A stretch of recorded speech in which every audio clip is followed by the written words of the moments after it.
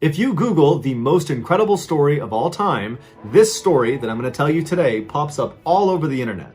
And after reading through it, I can totally understand why. But before we get into today's story, if you're a fan of the strange, dark, and mysterious delivered in story format, then you've come to the right channel because that's all we do, and we upload 3, 4, even 5 times every week. So if that's of interest to you, please offer the like button a bag of Revels, but only leave them the coffee-flavored kind. Also, please subscribe to our channel and turn on all notifications so you don't miss any of our weekly uploads. All right, let's get into today's story.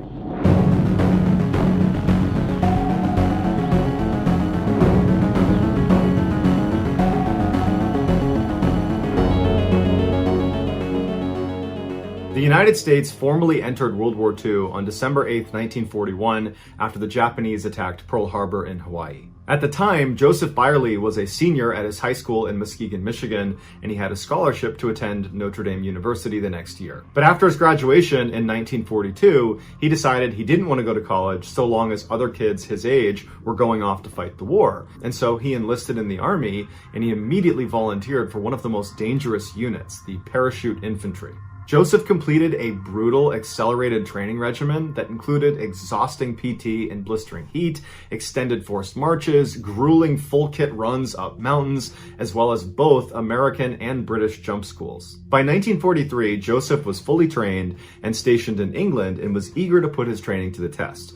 But the Allied invasion of Nazi-occupied France, also known as D-Day, was still a few months away. But Joseph didn't want to wait that long, so he volunteered for an incredibly dangerous mission that the OSS was recruiting paratroopers for. The OSS was the predecessor to the CIA. Basically, volunteers would parachute in the middle of the night into Nazi-occupied France with a backpack full of gold. Once they hit the ground, they'd meet up with the French resistance and give the gold to them, and then the resistance would do their best to protect these volunteer paratroopers and hopefully give them a ride back out to England. But by no means was it a guarantee, because many of these volunteers were killed in the process. This was some hardcore, deep cover spy work that the OSS would tell their volunteers: if you get caught on this mission, you're gonna get tortured and you're gonna get executed. Joseph would successfully complete this insane mission, and then he liked it so much, he did it again. Shortly after his second successful OSS mission, word came down that D-Day was set to take place on June 6th. Joseph's unit was told they were going to be parachuted into France the night before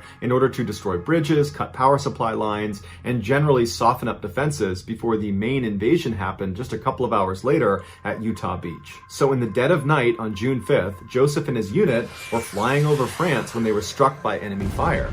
And so as their plane is literally falling to the ground, Joseph leaps out the door when he's only 400 feet off the ground, and he manages to survive the jump. His parachute inflated just in time, but he landed on top of a church where a Nazi sniper was up in the steeple taking shots at all of the other paratroopers. And when the sniper saw Joseph on the roof, he began taking shots at him, and Joseph managed to dodge the rounds before slipping off the roof and running out of sight. Once on the ground, he slammed a mag into his M1 carbine and then began a one-man mission so incredible that there is a plaque inside of the church he landed on that looks like this.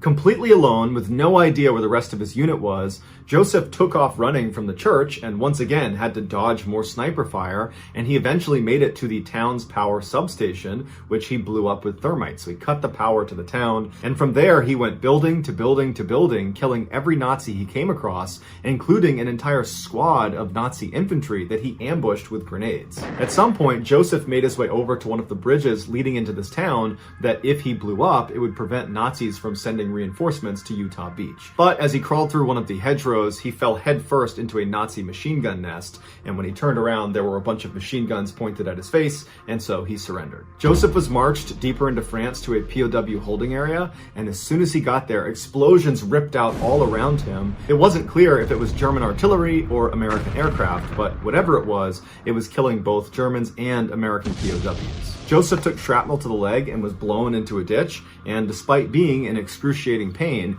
he took this as an opportunity to escape. And so he got up and ran away as best as he could with his injury, and for 12 hours he remained uncaught behind enemy lines before he was ultimately caught again. This time they put Joseph in the back of a covered locked truck to keep him from escaping, and they decided they would send him to St. Lo and decide what to do with him there.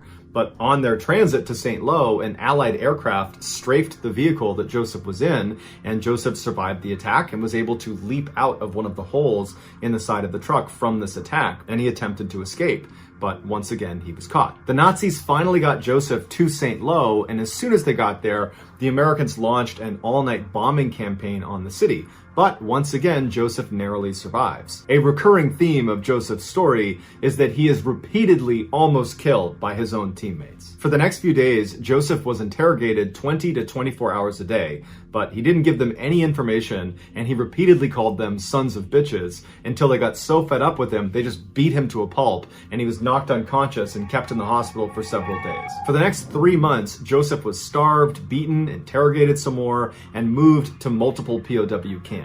He'd be forced to do back-breaking labor all day. At night, he would survive Allied bombing runs, and he would constantly weather hunger, disease, and exhaustion. At one point, he was locked inside of this boxcar with 50 other guys. He could barely move inside of it, and once again, it was strafed by Allied planes, and he was one of the very few people to survive that. In September of 1944, Joseph was moved to a Russian POW camp in Poland that held about 12,000 Russian men and women POWs. And as soon as he got there, he immediately began planning his escape. 2 months later, on a freezing night in November, Joseph, along with 3 other American POWs, managed to cut the barbed wire and snuck out of the camp and began making their escape south. They snuck into a railway station and hopped on a train car they believed was headed for Poland.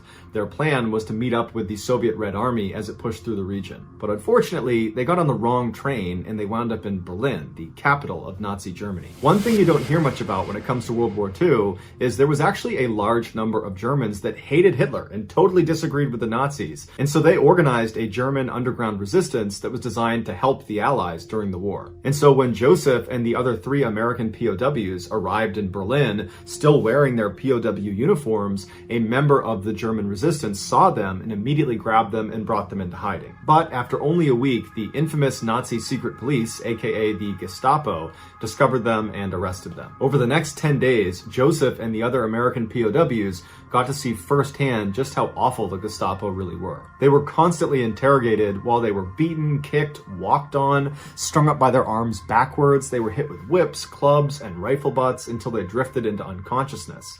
And then as soon as they started to come to, it would start all over again. After those 10 days, the Gestapo turned Joseph and the other 3 American POWs over to the German army, who put them in the brutal prison camp called the Stalag Luft III. Upon arrival, Joseph was immediately sentenced to 30 days inside of a 4 by 5 foot pine box that was too small to stand up or lay down in. Fortunately for him, he only had to endure 7 days because a Red Cross operative from Geneva intervened on his behalf. It would take months for Joseph to get his strength back after being inside of this box, but as soon as he did, he began plotting his next escape. One night, Joseph, along with his 3 American POW buddies, managed to break through a prison wall and made a mad dash for freedom, but the Nazi prison guards saw it and opened fire on them. All 3 of Joseph's friends were killed as they ran, but Joseph got away, only to hear the faint barking of the German shepherds the Nazis had sent to hunt him down. So in the freezing cold of Poland in January, Joseph leapt headfirst into a partially frozen river and swam over 2 miles down it before getting out and running blindly into the woods. Somehow, miraculously, he managed to reach Soviet lines before he froze to death. And there, he spoke with battalion commander Alexandra Samosenko, a woman who holds the distinction of being the only female tank commander in all of World War II. Even though Joseph spoke very little Russian, he convinced her to let him join her unit. And so she gave him a gun and some ammunition, and she told him what their next objective was.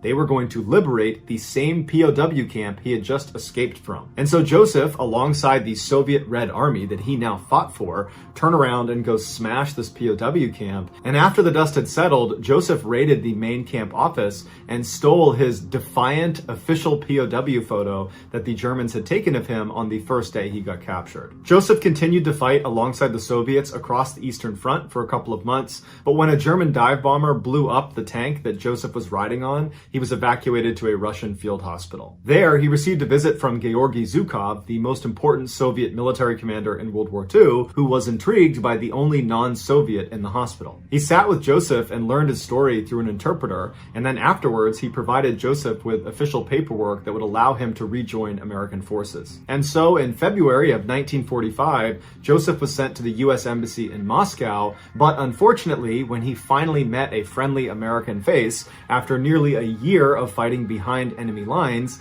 they didn't believe his story. They told him that Joseph R. Byerly had been killed in action on June 10th, 1944, and that they had already had a funeral mass in his honor in Muskegon, and that his obituary had already been printed in the paper. But despite Joseph painstakingly going through his story over and over again, the ambassador just could not believe what he was hearing. And so, worried Joseph might actually be a well-trained German spy, the ambassador sent him to Odessa to have his credentials verified. But Odessa had the same problem and couldn't verify him, so they sent him to Egypt.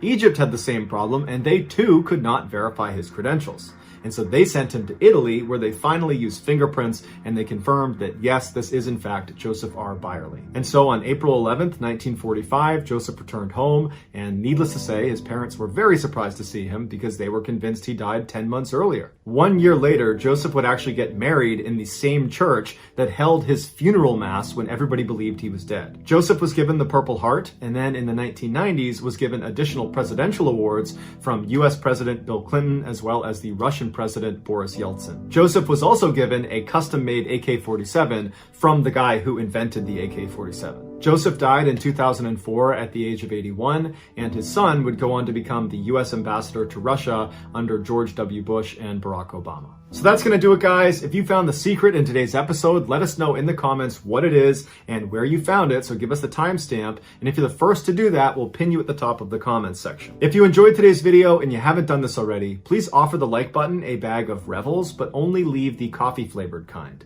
Also, please subscribe to our channel and turn on all notifications so you don't miss any of our weekly 3, 4, even 5 video uploads. If you want to get in touch with me, you can direct message me on Instagram or on Twitter. My username for both platforms is the same. It's John Ballin 416. I also have a ton of content over on TikTok where my username is Mr. Ballin. I also have a second YouTube channel just called Mr. Ballin Shorts. It's where I post short videos. If you have a story suggestion, please submit it to our subreddit just called Mr. Ballin. It's linked in the description below. So whether I see you on Instagram, Twitter, TikTok, Reddit, YouTube, or some combination, just know that I really appreciate your support. And until next time, that's going to do it. See ya.